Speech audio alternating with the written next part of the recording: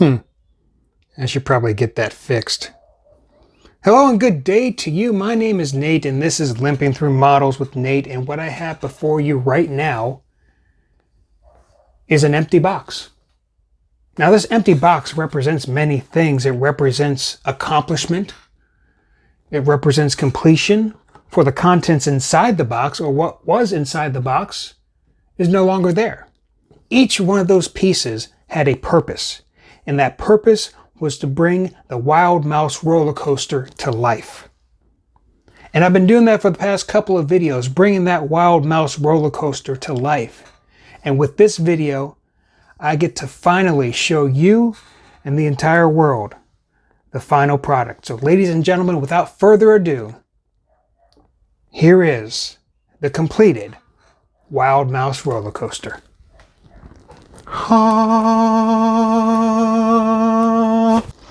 Here it is, the Wild Mouse roller coaster, fully completed. Now the last time you saw it, you saw the tracks and the frame all together, but all these other accoutrements, these other details were not a part of the model. Now they are. And I tried to video as much as I could. However, I got to a point over the past couple of weeks that I was like, you know what? I just want to build this model. I don't want to worry about having to edit a video. I don't want to worry about having to set up a camera to show you everything that's happening. I just wanted to get it done. And guess what? That's what I did. I got it done, and here it is before you right here. But to be fair, I did take some close-up shots that I'm going to be putting throughout this video. I did take some video of a couple things here and there that I might interject as well, just to show you what I've done. And so with that, let me show you a couple things that that happened with this model. All right, go get up really close right here. So first things first, these little doodads right here, they're like little light poles. They have little pieces that come off the top that look like they should have like colored lights and stuff. The model itself had just plain white, so I needed to do something to make these pop. So what I did, if you look down here, there's different colors that's at the front of the station. You have orange, you have green, you have kind of a purplish color, and you have yellow. And so I took those same colors and markers, and I made those little marks on these lights here, on all of these, I guess, fixtures here, these light fixtures, going up the lift hill, and then along here, along the track, this little doodad here, and across the front as well too. And it was really easy to do because they were raised enough so much that all I had to do was just drag the marker over the top of the piece, and all the raised areas were the only areas that were hit with the marker. I tried to do that here, but what happened is that the little spots that represent the lights, they were too close together. So it ended up having some instances where the markers were bleeding onto the white part. So I just had to paint it completely white, which isn't too far of a departure from what the front of the model, what the model looks like on the front of the box. These are white there too. So I wanted to do an embellishment, couldn't quite do it, but I made it work. And that's pretty much it with all the lighting parts of the model. All right, coming up to the top of the model here, we have the top of the lift hill, which has this little canopy here, and also the sign. Now, what's different about the sign is that this sign had 5 different flag poles that were sticking out of it. And because of the nature of this model being in the box for 20 plus years, the stickers that would go on those flag poles, they didn't have any more stick. But that wouldn't be a big deal if, you know, I had glue, and I do have glue.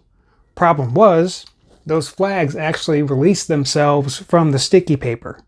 So I ended up losing some flags, and I didn't have enough to finish off the flags that go across the top of this sign. So I ended up cutting the flags off and trimming them down and just leaving the sign as is. I mean, it looks fine. It didn't really need the flags, and it's not really missing much of anything. So, you know, it's not that big a deal. Couldn't care less. You know what? It's an improvement as far as I'm concerned. That's one less thing I had to do. So there's that. And for the love of all that is holy. You know, I like to tout the German engineering that went into this model. But who in their right mind decided it would be a good idea to put the ladders on the frame of the roller coaster after the track was laid? I'm telling you, that's how it was. When you look at the instructions, you lay all the track, it looks great, you turn the page, and guess what? You have about 12 different ladders that you have to cut to size that are in millimeters. So I had to find a ruler that had centimeters, then figure out what the millimeters were for that. And then take that and try as you might to get those ladders to affix themselves to the edges of all of the supports down the middle, while trying to maneuver your hand through all of the delicate framing and track work that you have accomplished and completed. It was very time consuming. It was very frustrating. But you know what? I got it done despite the poor forethought in the engineering of this model. So, pro tip, if you build this model, make sure you put the ladders in before you put the track in. It's going to make your world a whole lot easier. One last thing I want to show you here is the very final part of the model. Is that's this chain link fence that goes all the way around the perimeter of the model. You know, I decided to go with initially a primer coat just for the color of the fence, and it was a little too dark for my taste, so I decided, you know what, I have some aluminum spray paint. I'm just going to spray it, see how it looks, and it looks pretty good.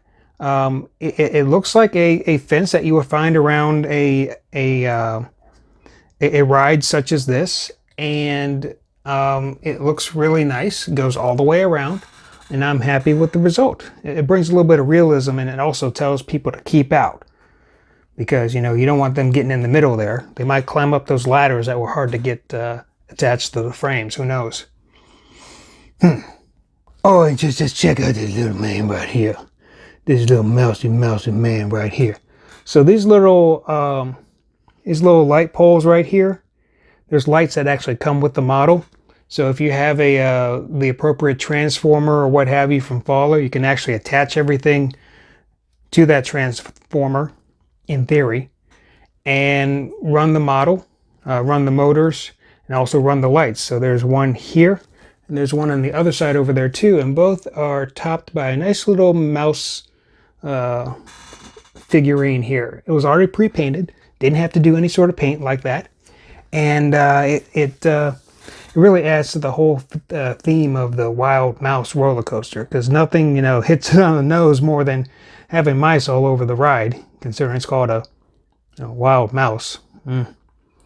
Hey, you know, give them some slack. This was a 20-year-old model. You know, times were different back then. So there you have it, the completed model of the Wild Mouse roller coaster. The only thing that I wish I could do, which I don't have the means to do so right now, or the, I guess, knowledge of electronics like some other people in my family, is try and power this thing. You know, I got the power for the motor here.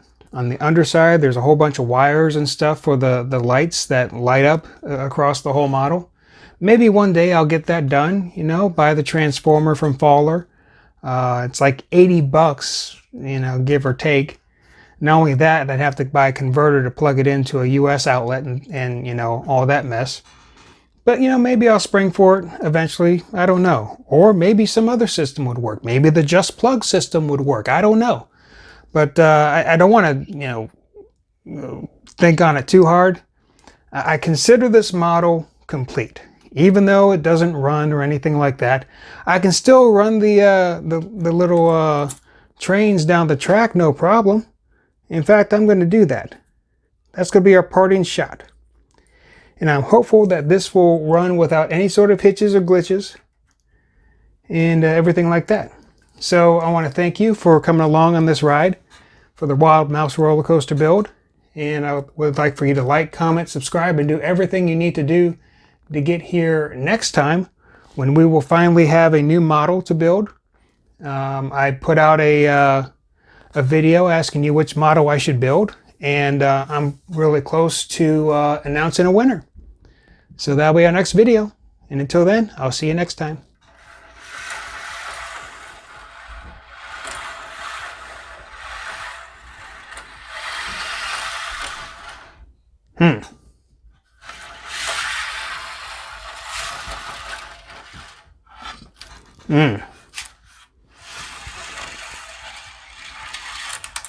Yeah, still need some oil.